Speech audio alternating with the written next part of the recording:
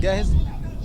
كابتن حسين المالح مدير فني نادي ابو صقر والفوزك وتاهيلك لكاس مصر وتحطيم الصعوبات امام نادي بيلعب. بسم الله الرحمن الرحيم. يعني الحمد لله كبداية الموسم الرياضي المتوقف في القسم الثالث والرابع تقوم مسابقة كأس مصر ونبدأ أول الدور في الدور التمهيدي.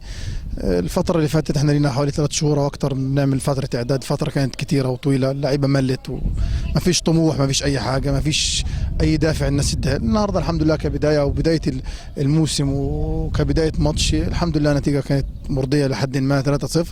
الأداء كان متفاوت في بعض الأوقات، لكن الحمد لله إن شاء الله ربنا يعني يكرم في الماتشات الجاية.